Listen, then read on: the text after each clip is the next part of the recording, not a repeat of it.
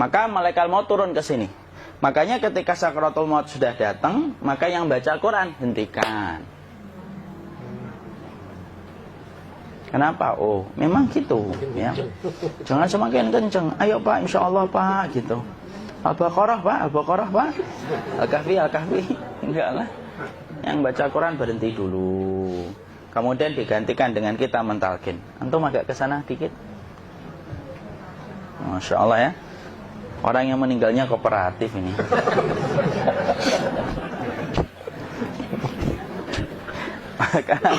maka agak kesini ya.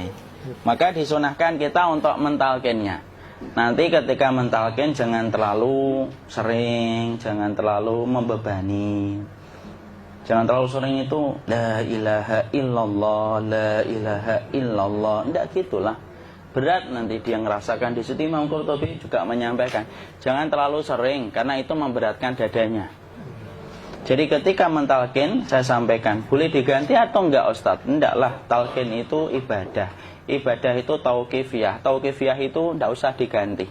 Karena Rasulullah mengatakan lakinu ala mautakum la ilaha illallah. Talkin orang yang meninggal di antara kalian dengan la ilaha illallah. Enggak usah diganti Allah Ustaz yang lebih singkat, lebih pendek. Tidak usah. Subhanallah Ustaz, tidak usah. Kenapa? Karena talqin sudah ditetapkan ucapannya oleh Nabi, begitulah kita mencontohnya. Jadi tidak usah diganti. Cara mentalqin, jadi kalau keadaan sudah tenang, tolong kalau sudah sakaratul maut jangan ditinggalkan. Karena sesungguhnya pertempuran setan itu pada detik-detik kematian semacam ini. Dan betul-betul berusaha untuk menjadikan dia murtad. Nanti makanya di situ di buku nanti dibahas kan, pertempuran setan itu sampai detik-detik orang mau mati itu sudah ayo kufur, murtad aja tuh, kamu sakit kan? Nah, itu kayak gitu. Makanya jangan ditinggal. Capek gitu kok nggak meninggal gitu ya. Udah gantian mas. Dan jangan kemudian meninggalkannya. Mangkat dulu gitu. Tidaklah, janganlah. Terus ditampingi terus. Kalau bisa ya sudahlah, berikan waktunya kita untuk sementara waktu itu betul-betul berkhidmah kepada orang yang kita cintai terakhir kalinya. Cara kita kemudian mentalkin adalah, yaitu adalah di sebelah kanannya la ilaha illallah. Biarkan dia mencerna dulu, tidak usah buru-buru kemudian kita langsung nimpali lagi. Dia mencerna dulu sembari kita doakan, peluk, ya Allah dimudahkan gitu. Kalau ada orang yang bisa ngucapin la ilaha illallah itu siapa yang memberikan itu Ustaz? Yang memberikan kekuatan Allah Pak. Karena ngomong aduh aja sudah tidak mampu. Makanya Allah berfirman dalam surat Ibrahim, yusabbitullahu alladhina amanu bil qawli tsabit fil hayatid dunya wa fil akhirah. Allah teguhkan perkataan orang yang beriman dalam kehidupan dunia dan akhirat. Dunia itu ya ketika menjelang kematiannya. Makanya dia bisa ngomong la ilaha illallah. Sebenarnya ngomong aduh aja udah gak mampu. Kalau bisa ngomong, dia pasti ngomong aduhnya dulu. Tapi Allah yang menggerakkan. Ngomong la ilaha illallah. Makanya mangkana akhiru kalamihi la ilaha illallah dakhalal jannah. Barang siapa akhir kalamnya itu adalah la ilaha illallah, pasti masuk surga. Makanya kita lagi la ilaha illallah. Dah. Cerah dulu. Enggak usah minta diburu-buru ya. Enggak usah gini. Ayo, la ilaha illallah. Ayo.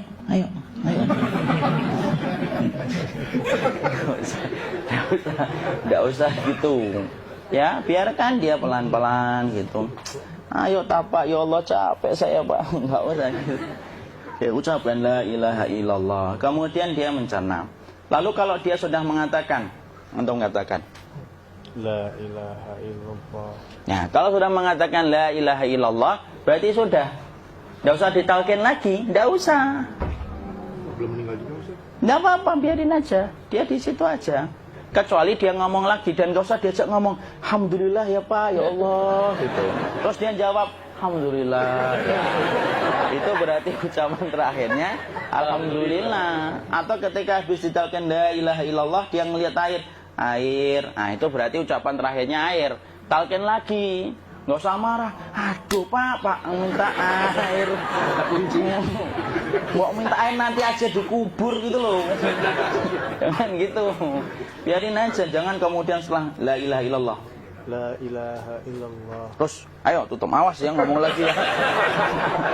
Nggak usah gitu juga. Maka kemudian setelah la ilaha illallah sudah, nggak usah diajak ngomong gitu. Terus kemudian nggak usah ada anaknya perempuan, ya Allah Pak, sudah bisa ngomong la ilaha illallah, usah gitu. Cukup dalam hati alhamdulillah gitu. Diam kita dengerin gitu. Disitulah nanti biasanya detik dia terakhir. Dia nanti ngeliat di sini Pak, prosesnya itu nanti kaki langsung sebagian jempol dingin dia. Kaki, telapak kakinya langsung kalau kita geningkan dingin kayak kaki yang kena AC langsung. Kemudian dia langsung ningkup gini, dikit dia, mulai kaku dia. Atau kalau enggak, gini dia. Langsung kayak jatuh, kayak kepala nanti yang paling terakhir. Kepala itu pasti ada gerakannya Pak, ini meninggal itu. Pasti gitu. Pasti gitu. Karena apa? Sudah tidak ada beban ruh yang menahannya. Ya, cabut ya, set pelan, maka kemudian malaikat itu. Tapi tetap sakit lah, walaupun dikatakan ringan, tetap sakit. Maka kemudian sakit gitu, ngelewatin sini, jantung kemudian sudah tidak berfungsi, kemudian ginjal Pak, ngelewatin ginjal tidak berfungsi.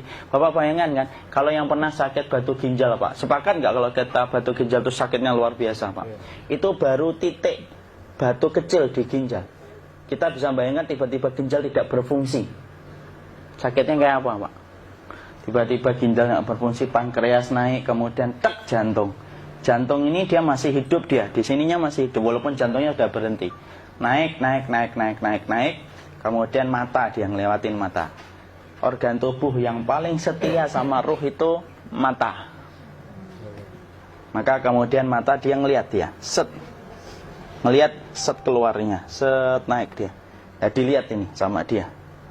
Makanya Rasulullah mengatakan innar ruha idza qubida tabi'ahul basar. Ruh itu kalau dicabut, mata itu ngikutin kemana perjalanan ruh itu.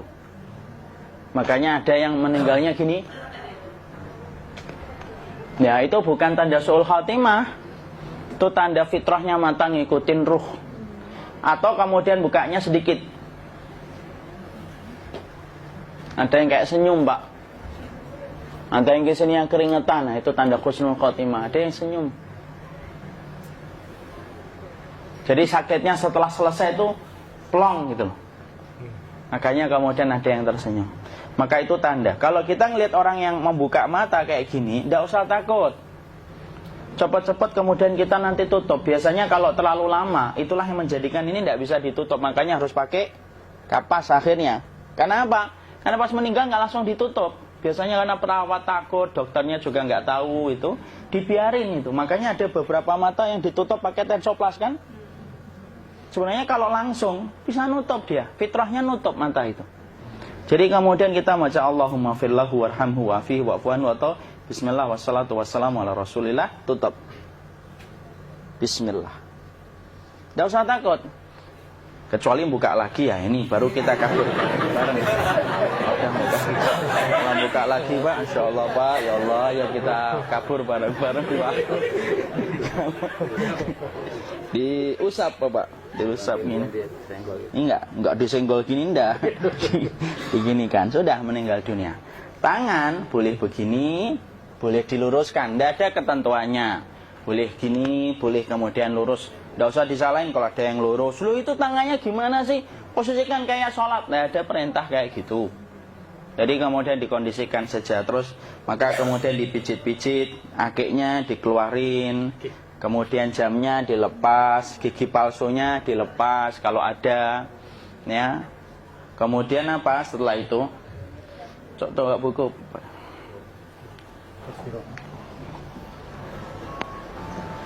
Kemudian kalau bisa awal-awal, kemudian taruh buku atau sesuatu yang agak berat di perutnya ketika baru meninggal dunia.